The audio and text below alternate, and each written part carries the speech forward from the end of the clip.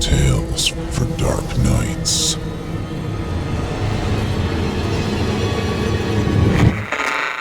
Want to make sure you never miss a Chilling Tales for Dark Nights video again? Be sure to subscribe and hit that bell to turn on notifications.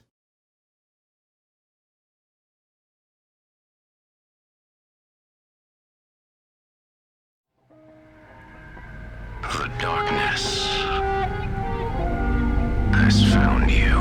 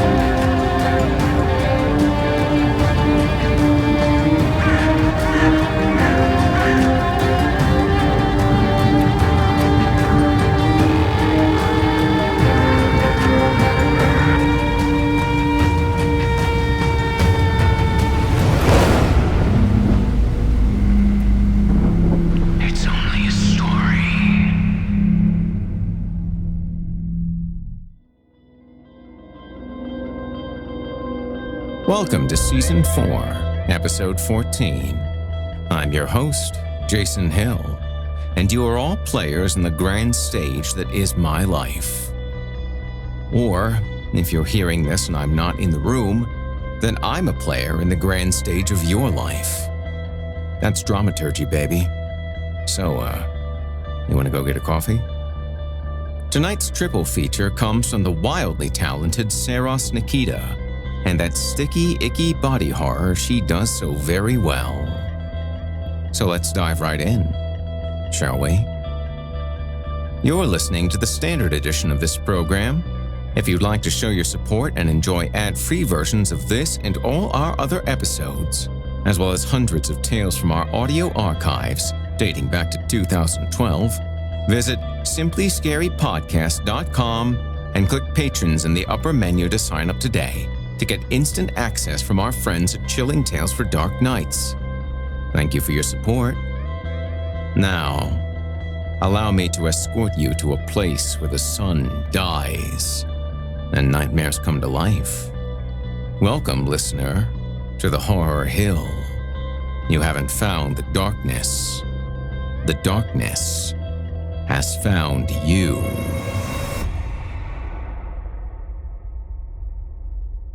And now, without further ado, from author Seras Nikita, I give you Doomworld.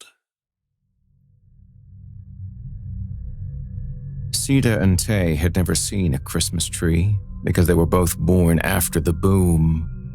The radiation burned the trees into crunchy red shells like fried skin, and things as wise as trees decided that the soil was too bitter and life was not worth a second try. Rosie's bones were getting softer. She knew Tay's time was also nearing its end because his seizures were getting worse. After, sometimes Tay would forget to speak and confuse which things were for eating and which were for wearing and which were for putting in the latrine.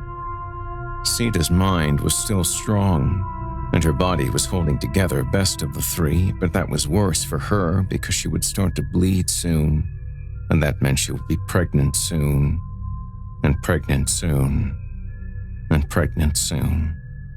Again and again, until it was over for her, because that was the law, and her body was strong, but not that strong. These things were sad, but that kind of sadness was too big. Rosie knew that if she let it worm inside her, it could grow into a blackness so pure that it could swallow her whole. But the missing Christmas tree was a small sadness, and small sadness was okay to feel because perhaps they might know the end of it.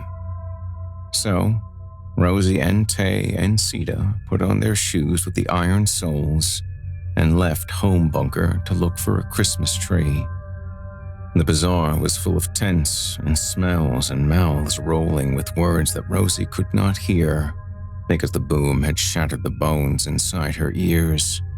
Sita and Tay could not understand either because Rosie's broken ears meant she could not teach her brother and sister about words that traveled between tongues and ears. Here were booths with cloth and soap and boxes to bury in. Here was a tent with sheep, 1 large and 10 small. The large sheep was enormous and lumpy and made pain noises that did not stop. The small sheep were fluffy and brown and blind. Their legs were like strings that did not hold them up. They bleated at Sita, who scratched their ears and laughed. Tay kept close to Rosie and squeezed his sister's big hand with his small one. Tay's 2 whole fingers, the ones with fingernails, pressed into Rosie's palm, and the 3 that ended in bulb-shaped stumps folded beneath them like a row of lead slugs. Sita pressed close to Rosie's other side, copying her footsteps to avoid sinking into the sizzling boom mud. She steadied herself with the stump of Rosie's elbow, even though there was no elbow anymore beneath the stiff brown wrap that Rosie never took off, and that never stopped oozing whatever yellow boom stuff was eating her up from the bone part out. Here at last was the booth that sold plants, flimsy things sprouting from tin cans and pieces of tire. Rosie took a crumpled scrap of paper from her pocket. The scrap was an old thing, a piece of picture book, a Christmas tree, with shimmering boxes down below. Rosie pointed, but the woman at the booth shook her head. They both looked down at Tay and Sita, peeking shyly from behind her legs. The woman looked thoughtful for a moment, then tugged Rosie's sleeve and motioned for them to wait. The tug rippled through Rosie's elbow and the melting bones inside shrieked. The woman lifted down a glass jar. Inside were 6 tiny specks of light. Alive pieces of light, buzzing and twinkling on tiny wings that were only a little tattered with radiation blight. A long ago memory bloomed in Rosie of a time before the boom, of a bonfire laughing tongues of flame into a crisp, dusky sky as cotton fields spread beneath like spilled bits of bone cheese, and fireflies. The little ones clapped their hands with delight. Rosie pulled out 6 long candles she had rendered herself from fat that she did not want to think about, but the woman took only 3 in exchange. She patted the children's heads and spoke to them briefly, her face becoming serious, as if she spoke warning words. As Rosie had taught them, Tay and Sita nodded their heads as if they understood the woman's words perfectly. At Home Bunker, Rosie covered the lanterns and made the room dark so the fireflies looked even brighter and more beautiful. Tay and Sita put their faces close to the jar, eyes wide, and the soft green glow against their scabbed skin made Rosie smile. Rosie paused an instant before she took the jar in both hands and unscrewed the cap. For a moment, the fireflies continued to swirl and loop inside their prison of glass. Then, sensing freedom, they exploded into the room. Like white-hot bullets, they shot through the concrete bunker, leaving smoldering firefly-sized holes in the curtains and furniture. Everything they touched burst into flames with a smell like electrical charge and burning hair. Rosie leapt to her feet, head whipping left to right. Tay began to seize. Rosie tried to catch his fall, and her elbow finally parted ways with the flesh of her arm, her severed hand and dripping strings dropping to the floor with a sound like tinned ham falling into mud. Rosie fell to her knees and saw that blood was pouring from Tay's ears. He had bitten his tongue in 2. She looked at Sita, and saw the girl's belly, imagined it stretched and ballooning, growing baby after baby until there was no life in Sita left to give. For a moment, Rosie clutched her own arm in one hand and Sita's in the other. Then, sensing freedom, she held the girl to her chest and laid down beside Tay, faces up, so they could both watch the dazzling glimmers of light whip through the black smoke like heavenly stars, shining behind a sky full of poisoned Doomworld clouds. You've been listening to Doomworld by author Seras Nikita. Oh, we are just getting started. Keep listening. I dare you. And now, from author Seras Nikita, I give you Fishboy. Come here, child. Light up one of them hurricane candles. I got a little story you've been asking about since you was just a little dot. Shh, now. Don't be looking so sad. The worst is over now. We should feel fortunate the good Lord has spared our home. Well, now, what do you mean he hadn't? Storm sells as good a home as anyone has in Tuscansonville right now. Why, the Lawsons are as good as living out in the open. Tornado ripped the roof right off and tore the door clean off the cellar. You should count your lucky stars your grandpa's such a right pious carpenter. Now, if all you'll keep quiet, I'm finally going to tell you about your brother. And after this, I reckon we never speak of him ever again. Shh, don't cry, child. Fishboy's living with the angels. I suppose you're old enough to hear the story now. And what else we gonna do while we wait out the storm? Shh now, there. Wipe your eyes. You'll eat up now. Your daddy and I made Fishboy when he came back from the war in 44. We don't never talk about what happened to him there, you know that. But they must have hurt him bad, and they must have hurt him in ways that don't show as good as that gummy eye came back with. I mean, I could have kept on loving him with the gum eye. Don't bother me much.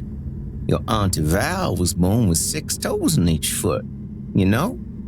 And I still call her Sissy, like them extra toes ain't nothing out of the ordinary. Oh, shut up, Val, it ain't no secret. Anyone at all can see them extras plain as day. But anyhow, those German boxheads broke something else in your daddy. Something deep down. So deep he wasn't the same person when he came back home. Not at all. He'd be sitting there on the porch with his whiskey, and his eyes would glass over, and when I tapped him out of it, he'd be yelling about babies' heads sewn onto dog bodies and little girls stitched together 3 at a time, like them Siam twins we saw in the circus in Fenton. You remember, child? You ate spun sugar, and your Aunt Val got sick from sausages. Well, I told you not to eat them nasty things, Val. I'm going to keep telling the story till you learn what's foolish to put in your yap. Now, when I was preg with Fishboy, your daddy built a bassinet out of wood from the south fence that used to keep deer out of the butterbeans. Remember that old butterbean plot? Sure you do. Used to rent it to the Jacobsons. They used to raise pigs till the little one came between the sow and her piglets and lost them 3 fingers. You remember what a barbecue we had after that? Sure you do. Slaughtered every last one of them fine fat beasties. Not a one of them scaredy cat Jacobson's gone near a pig since then. Where was I? Right. When your daddy was away, I let the whole plot go to moss. And when I told him I was preg, he smiled real big. A crooked smile, I remember. First time he really started putting fear in me. But I guess the grandma was to blame back then. And he went out there and there was a whole mess of deer eating the sproutlings. Does and fawns and young'uns. Your daddy shot 'em all, one after the next. Didn't skin 'em or flank 'em or tan 'em. Just stepped over 'em dead deer like I didn't even see 'em, and went about uprooting the fence wood. Left 'em there to rot while he worked on that damn bassinet. He finished the thing right before Fishboy was born. Oh, it was a terrible thing. I knew then for sure there was something wrong with your daddy. That bassinet looked like something out of one of them Halloween cartoon books.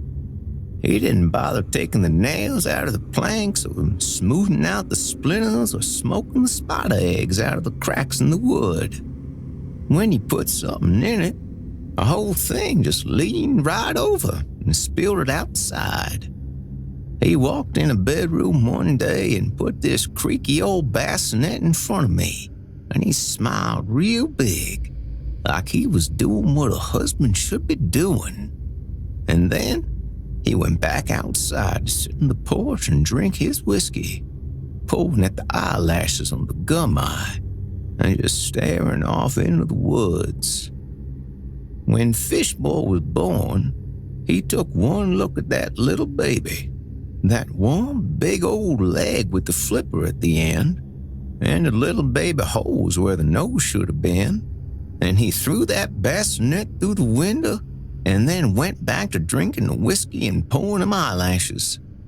Val told me later when I was nursing Fishboy for the first time that he done pulled out every last eyelash that day, staring out into the woods. Window never did get fixed.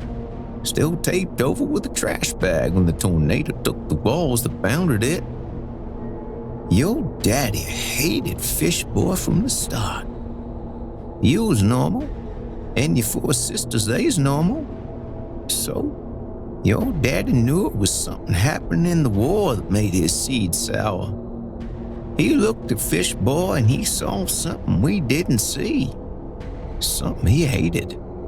Something that scared him such that made his mind not work quite right.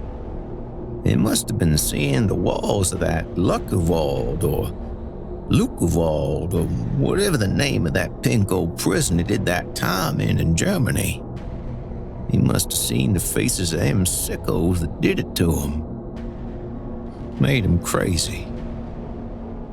He said the baby wouldn't live. The first night he slept on the sofa in the parlor, and then he moved to the barn. Well, this was October and the whole forest was already frosting at night. Said the baby was keeping him up, even though Fishboy was the quietest baby of the lot of you. Couldn't really make much sound, not much there in the way of pipes nor lips or nothing.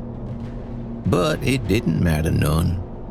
Your daddy said he could smell Fishboy. Said he smelled like a great big bass just dragged out of the lake, hook still sticking out of the lip, half a worm dangling down the cheek. He wouldn't let me give Fishboy a name. And then, when the snow started falling, right at the start of November, he moved back into the bedroom, and he made me move Fishboy down the cellar. Yes, ma'am. It's the very cellar. See over there, where the furnace just barely overlaps with the first step? Hold this candle over there. Y'all see how the earth is patted down just so? That's where Fishboy slept. He wasn't much for seeing, even when he was born. We could tell that right away.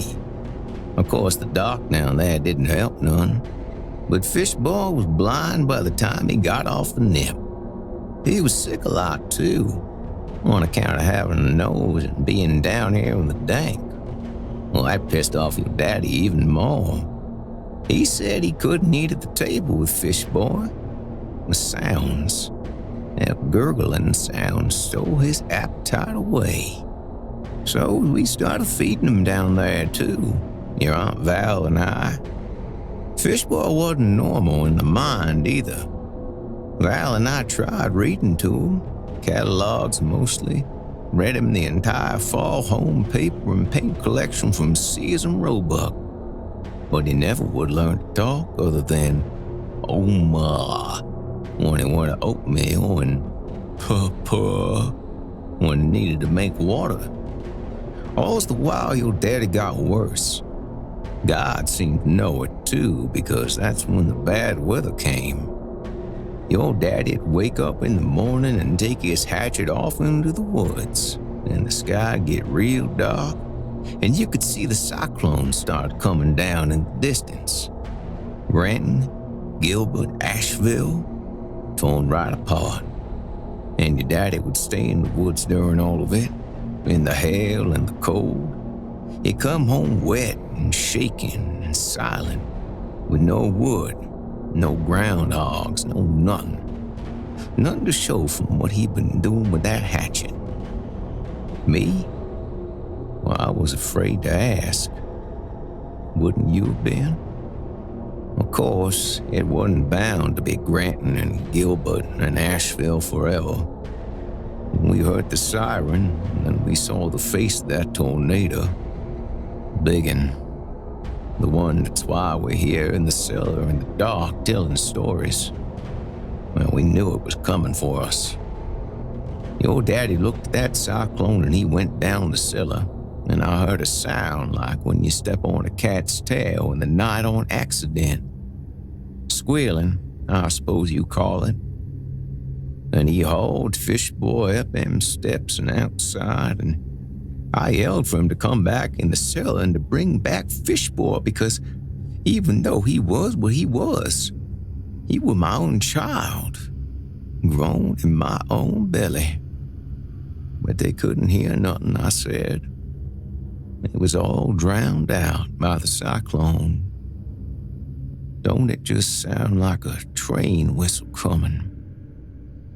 Child, I lived in Nebraska my whole life and never stops putting chills in my bones. I saw your daddy carrying Fishboy out across the field, both of them headed right into the path of that monster. Your daddy took Fishboy by the tail and swung him around and around like one of them Olympic folks at them big stone balls. I kept watching as long as I could, screaming for them both to come on back, to come down the cellar where it's safe. And then, right before I went down the stairs myself, I saw your daddy let go.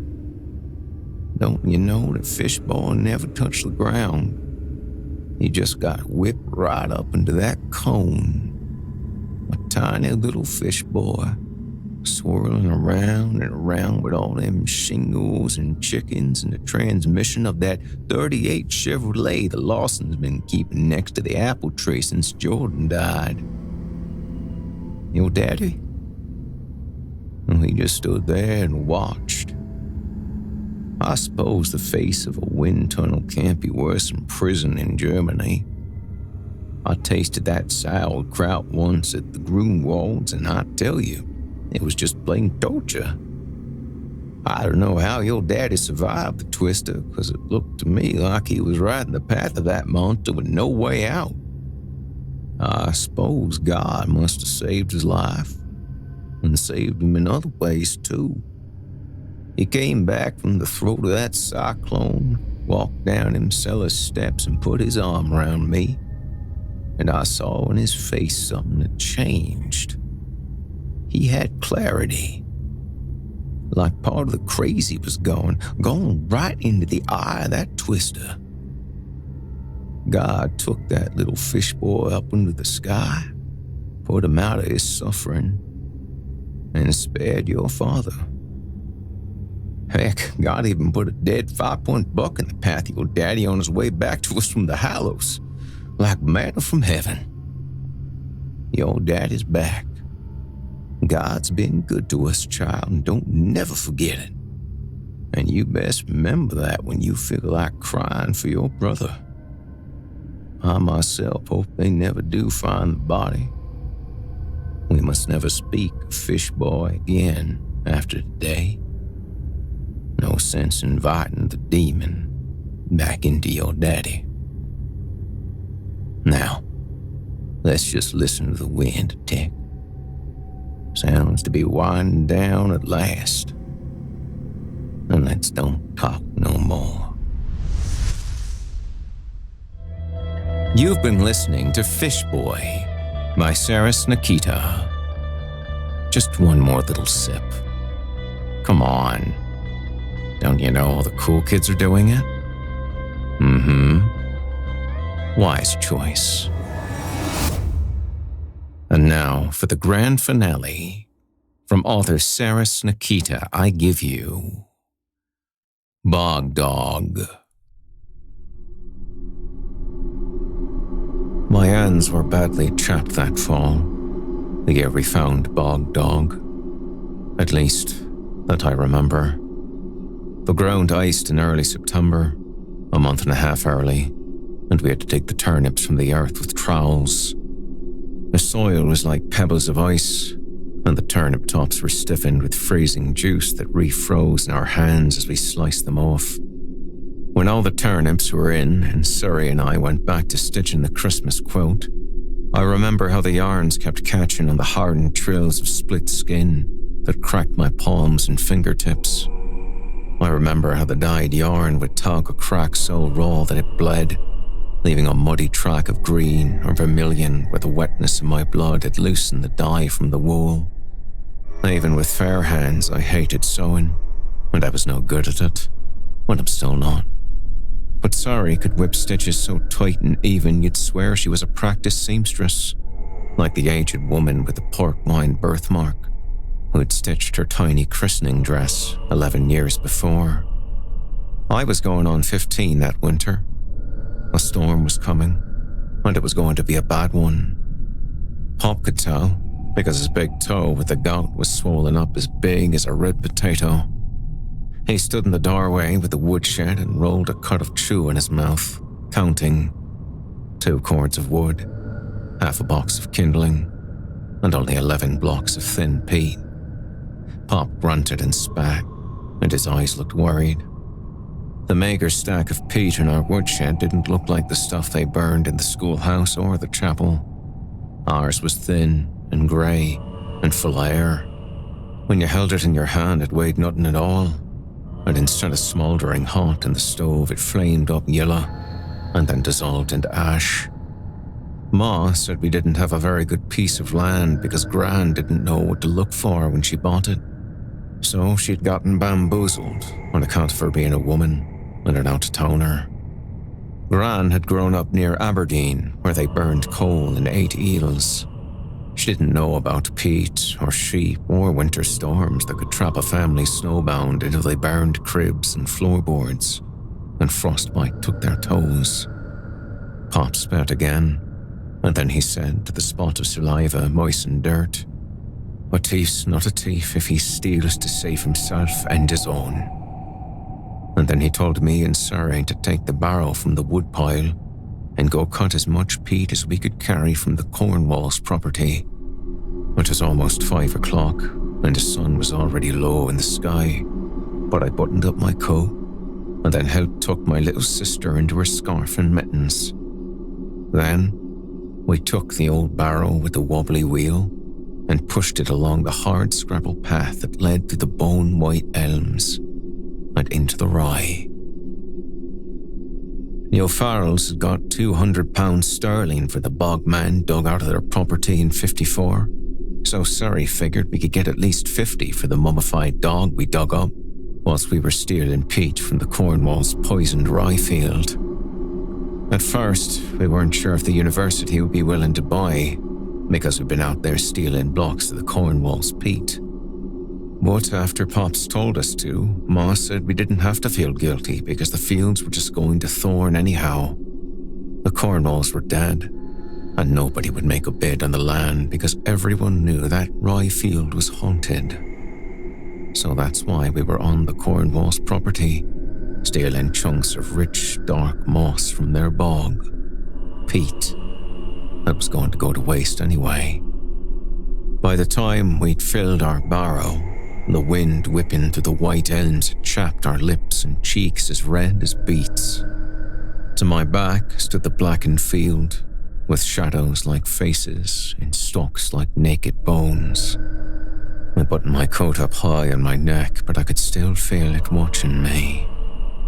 There were as many stories about the Cornwall's fields as boys in the schoolyard, but Patrick Freer's rendition was the most highly regarded. His account went like this. Gregor Cornwall's daughter Ella had been engaged to the son of a wealthy trader named Thomas Eady, which was true. Now Ere Patrick would lower his voice and make it husky, as if he was letting us in on a secret. Mere weeks before the wedding, Ella had got herself into trouble with the butcher's boy, got herself in a family way, and the child was set to be a bastard. So, in the secret of night, Gregor brought Ella to a woman, a witchly woman, who lived alone in the woods past Bone Bottom Creek. The woman who said she could get the baby out of the child's belly before it was alive, so it wouldn't count as murder, which was a mortal sin and worse than birthing a bastard. The old woman charmed Gregor and spoke to him softly with sweet, toothless breath, and she said that for the proper price it could all be done easily without a scratch or a scar. She would scrape the memory from Ella's mind so that the girl would forget everything, including her love for the butcher's boy. Now Gregor's ears prickled red and angry as he thought of the butcher's boy's thin, spotty hands between his daughter's legs, and of the dowry that would vanish from the Eady boy. The witch stroked Gregor's cheek with her 3-fingered hand and sold him a spell that would draw the girl tight back together. For an extra 12 shillings, she promised, he could even buy bloody sheets for his daughter's wedding night. But for days after swallowing the witch's draught, Ella writhed in delirium. And when at last the baby came, it was a screaming thing, dark and eyeless and not yet formed. Gregor and his wife Maddie smothered the child to death before Ella's senses returned, but the damage had been wrought, and all 3 were damned. Now Ella buried the tiny body in the rye field, and then hung herself in the butcher's smokehouse with a rope they used to tie up hogs for scalding. Broken with grief, Gregor returned to the witch with his payment exactly how the old woman instructed, folded into a square of linen and tied with a twist of black yarn. But instead of silver pieces, the linen concealed a heavy pair of shearing scissors, and he'd killed the witch by putting the blade through her left eye and into a rotten heathen brain. The unbaptized baby buried in the field brought a blight down upon the family. The elms grew scabs, and the rye turned black, and by the time the sheep began to birth headless lambs, Gregor and Maddie and their 4 sons were all stone dead, plus a handful of house servants and 2 negroes and a stableman. You can see why Patrick's version of events was the best loved. Ma said Patrick's father was a gambler and a drunk, so yarn spinning was in his blood. Every time he told the story, he wove in another sordid detail. And so, no matter how many times we'd heard, we all gathered round to listen whenever a new boy wondered aloud why the manse and the elm stood empty. Pop said the witch story was harsh shite. He said God sent the scourge into the rye because only godless Protestants ate rye. We had nothing to fear, he said, being good Catholics and potato eaters. And I'd never seen a witch or knew anyone who knew where to find one. Least of all, liver-skinned Gregor Cornwall with his stutter and face full of moles and the whitening bald spot eating up his thinning orange hair. Cursed or not, the Cornwalls had no doubt died under terrible circumstances. And now, the house stood dark. Fat Anthony Kemp's father was a surgeon. He was also the oldest of us. so he alone could recall the year the Cornwalls got sick. He insisted to have witnessed a desperate call in the night, after which his surgeon daddy had raced to the manse in the Elms, where he'd been forced to saw off Mother Maddie's arms and legs after they turned black and began to fall apart. He'd sewn polishing rags tightly over all the little boy's hands, because all else failed to stop them scratching their skin right down to their bones. According to Anthony, Gregor Cornwall had clawed his own eyes clean out of his skull before his surgeon daddy could stab him with a needle full of sedative. "You think an eyeball would be round and mushy like a peeled grape?" said Anthony. He was sitting on the stone steps in front of the vestibule, eating a thick ham sandwich. A yellow smear of mustard adorned his upper lip. "But Daddy says it's not so." Anthony paused to swallow and lick his lips. "He says, once it's popped, it just oozes out from under your eyelids like candle drippings. And he said the whole time old Gregor was digging around his own head, he had his mouth stretched wide open, just like this." Anthony stretched his jaw as far open as it would go and pulled his lips away from his teeth, eyes wide. The roll of fat beneath his chin folded against his throat and looked like a long link of sausage. Like he was going to scream, but no sound came out. "Daddy says he stayed like that until they put him in the ground." We tried to imagine the horror of this as Anthony finished the last bite of sandwich and produced a cinnamon stick roll from his dinner pail. But when we found the Bog Dog nestled in the peat, my sister and me forgot all about Gregor Cornwall and Patrick Freer and fat Anthony Kemp, and thought only about bringing the dog whole out of the ground. £50 would buy coal enough to last till Surrey was married and gone. It would buy beef dinners and new shoes and oranges and walnuts and store-bought soap that didn't burn with the sting of lye. £50 sterling. We had to be very careful with Bog Dog. We wanted to surprise Ma and Pops, so Surrey and me raised him out of the earth ourselves, very carefully, with a summer sheet that was already so torn up that Ma had been using it to squeeze cracklings out of rendering lard. We laid the sheet down in the bog, and with our fingers, we carefully cleared the black peat from around Bog Dog's shriveled up body. His legs were curled up under him and kind of fused into his belly, so that he looked a little like a tanned rabbit sat on his haunches. His skin felt like leather when you touched it, but he also felt hollowed out, like bird bones. When we lifted him, he was light as a feather. We moved the dog very carefully into the barrow, both of us huddled together so our hands made a soft scoop. But even so, we lost a piece of his tail and almost his whole left jowl. He looked like probably a spaniel or a springer, so the broken off jowl barely changed his shape any, not like it would a boxer or a Saint Bernard. But the tail was easier to notice. Through the hole in his hindquarters, you could see right down inside to tell that Bog Dog really was hollowed out, with just a little stringy webbing where his gut should have been. It looked like the inside of a jack-o'-lantern on All Hallows Eve.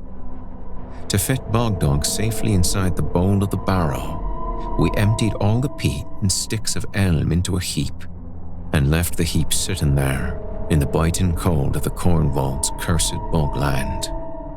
When we got back to the house, Pops was angry at first because we'd abandoned the peat and firewood. But when we showed him Bog Dog, his anger left him, and he wondered aloud how many pouches of chew it would buy, and whether or not the Eddies were selling the 8-week piglets now, or if he'd have to wait till spring. We talked over the tail and jowl with Ma, whether to leave the tail off or try to stitch it back, and Ma decided the missing parts probably wouldn't decrease Bog Dog's value. The university people might not even notice, and if they did, we could just give them back the parts and maybe they could put them back on with special tape or thread. Maybe there was even such a thing as special mummy glue. We put Bog Dog in the corner between the stove and the door where we could all see him. He almost looked like he was guarding the door. The missing jowl even gave him a kind of ferocious look, even though his body was clumped together and melted looking. Siri watched him over her spoon while she slurped cabbage soup. She asked Pops why Bog Dog had no insides, and he said, "The peat ain't it out of him, just like a worm eats the insides of a rotten log." Siri looked down at her dirty fingernails and asked if the peat could do that to her, and Pop said it would take hundreds and hundreds of lifetimes buried in the peat for that to happen, so not to worry. Then he got up to spit tobacco juice in the spitbowl by the stove, and Ma told him she hoped that chew was worth 50 silver pieces and 10 years of frozen yearlings and pneumonia. Pops looked at her and spit again to be defiant, but he spit in the ash bucket, far away from Bog Dog. That night, the storm blew in, and it was as bad as Pop's toe had promised. Grains of ice thwacked against the windows and cold seeped to the glass and under the doors and crept to the place in the roof where the stovepipe poked out. The next morning, when Pops braved the 20 bitter steps to the woodshed, he was able to carry back everything we had in a single trip. On the 3rd day, we ran out of peat.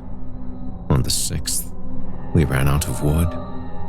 On the 8th day, we pulled the legs off of our kitchen chairs and fed them into the wood stove, and Ma screamed at me and Sari for throwing everything out of the barrow.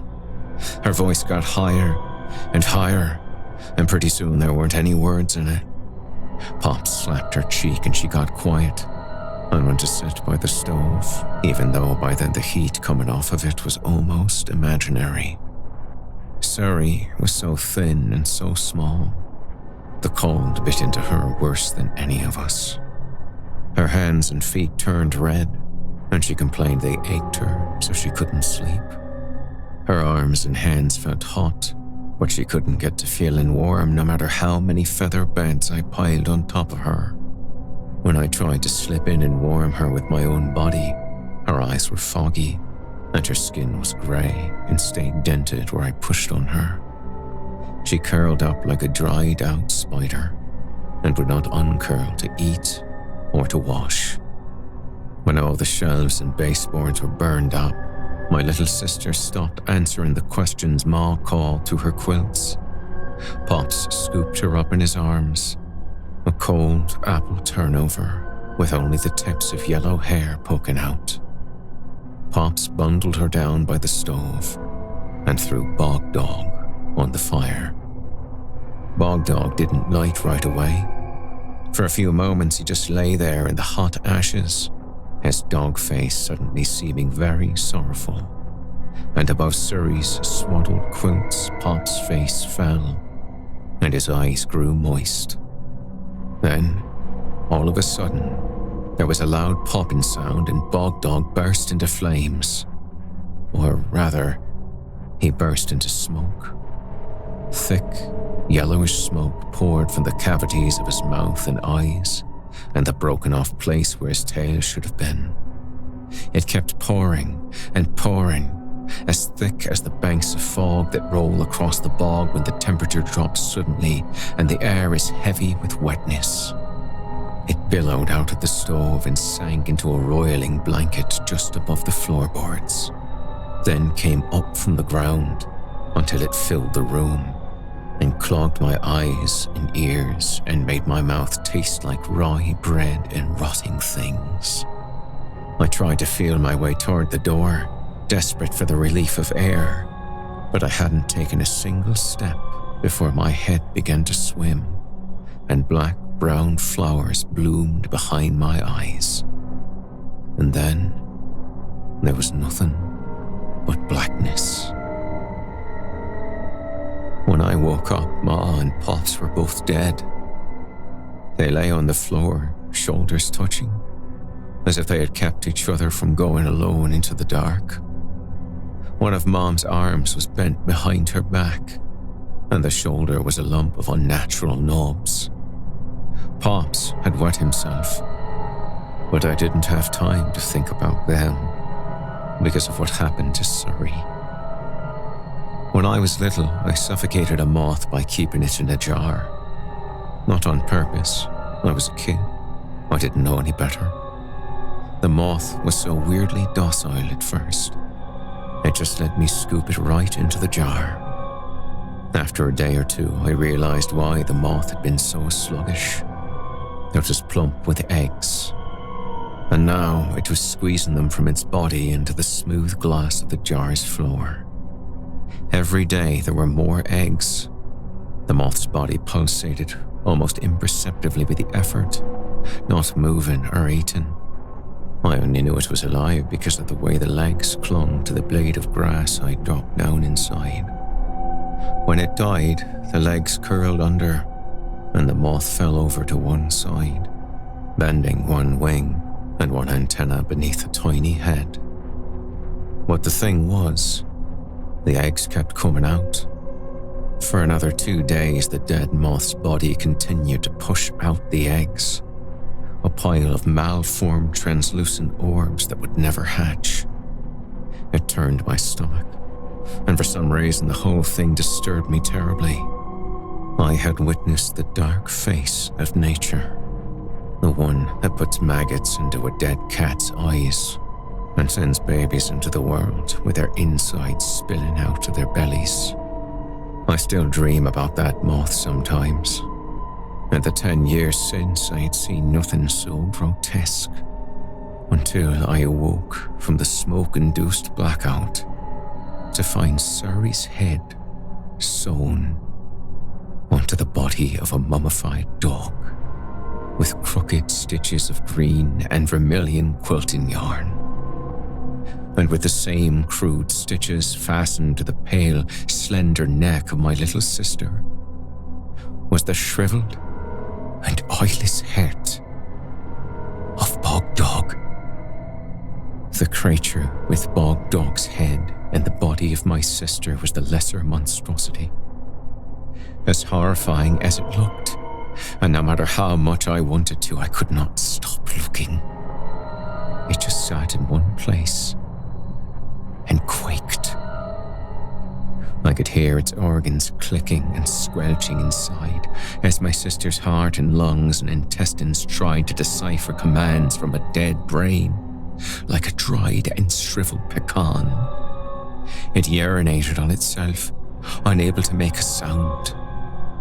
So I turned my attention to the other, the creature with my sister's fair-haired head and sprinkle of freckles, and pink-red mouth that wouldn't stop screaming. I pulled the thing from the hot ashes, touching it with my hands, and slapped away the sparks and embers because I thought that would make Suri stop making the noises she was making, shrieking and gulping, and broken screaming sob noises that would have made me believe I had gone mad. If I did not already believe that. But the screaming continued, even after the last red flake of the fire was snuffed. She never moved her gaze from me, her large, moist eyes rolling and imploring me to help her. I did not know how to help her. She would try to speak and remind herself that only gurgling sounds could be coaxed from the ragged stumps of her vocal cords. A reminder would start her screaming again, either with pain or fear, or because above us loomed the face of death which could not be far from us now. The red lips of tissue around her eyes began to purple over, and her gurgles became wheezes. The rivulets of blood that trickled at first from between the green and vermilion yarns slowed, and then stopped. Her eyes glassed. I felt myself heaving, but I could not know whether I wanted to sob or vomit. I knew I should hold her. She was dying. So, I carefully scooped the little thing up, ignoring how the body crumbled away from my fingers, how Suri's head flopped to the side, and then caught against the stitches. choking off her screams as the vocal cords pinched against those green and vermilion yarns. I carried her out the door and past the woodshed and down the hard scrabble path, my stocking feet making tracks in the snow like a yoked ox. I carried her screaming all the way to the patch of bone-white elms, because she'd always thought of them as beautiful, and laid her gently down in the cleanest of the snowbanks.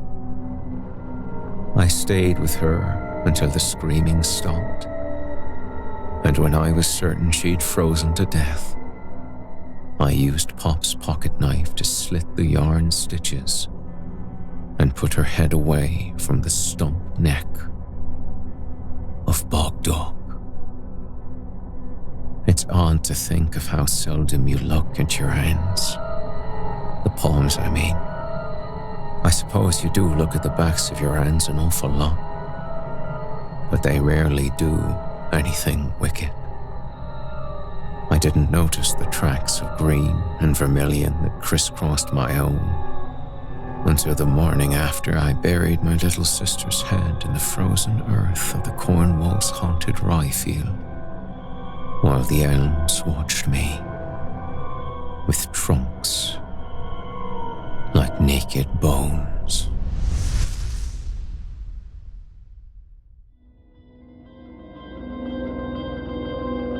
You've been listening to Bog Dog by Seras Nikita. Seras is a writer of horror and science fiction short stories and novels, many of which are set in the American South. If you enjoyed what you've heard on today's program, please take a moment to stop by our iTunes page or wherever else you listen to your favorite podcasts and leave us a 5-star review and a kind word. It makes a huge difference and would mean a lot to me. If you'd like to hear more lengthy tales, be sure to take a look at my audiobooks, available now on audible.com. If you'd like to hear a premium, ad-free edition of tonight's and all our other episodes, visit simplyscarypodcast.com today and click the Patrons link in the menu at the top of the screen. You'll find yourself at chillingtalesfordarknights.com, where you can become a patron for as little as $5 per month and get access to our entire audio archive, dating back to 2012, including past episodes of this program, all of our other shows, and hundreds of standalone releases, all of them ad-free and available to download or stream. If you happen to use Facebook, Twitter, Instagram, or YouTube, you can follow and subscribe to Chilling Tales for Dark Nights there, where you'll get all of our latest updates and new releases and have the chance to interact with us each and every week. You'll find me personally on Facebook, Twitter, and Instagram as well. Until next week, listener, when we meet up once again atop the horror hill for yet another dance with darkness, I bid you good night. Sleep tight, listener, and whatever you do, if you hear scratching at your door, don't open it. The darkness may have found you, but it's up to you to let it in.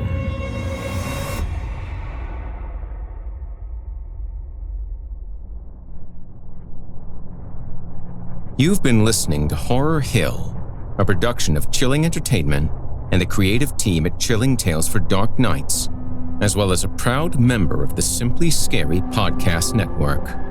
Visit simplyscarypodcast.com today to learn more about our network and our other amazing storytelling programs. Tonight's program was hosted and its featured stories performed by yours truly, Jason Hill, unless otherwise noted. Selected stories have been adapted with the kind permission of their respective authors. Sound design, original music, and final mixing and mastering provided by Felipe Ojeda under the guidance of executive producer and director Craig Groshek. The program's logo was created by Craig Groshek, and this week's artwork provided by Omega Black, unless otherwise noted. Got a scary tale of your own that you'd like performed? I take submissions. email it to me today at horrorhill@simplyscarypodcast.com to have your terrifying tome considered for production in a future episode of the show. If you enjoyed what you've heard on tonight's program and are joining us on your favorite podcast app, subscribe to us to be sure you never miss an episode, and leave us a 5-star review and a comment. Your feedback means a lot to me. You can also follow Chilling Tales for Dark Nights and Horror Hill on Facebook to connect anytime and get the latest updates. If you're listening on the Chilling Tales for Dark Nights YouTube channel, do us a favor and hit the subscribe button and the bell notification icon to get more spooky tales from me and the crew, and another episode of this program each and every week. And don't forget to hit that thumbs up button to tell us how we're doing, and leave a kind word or request.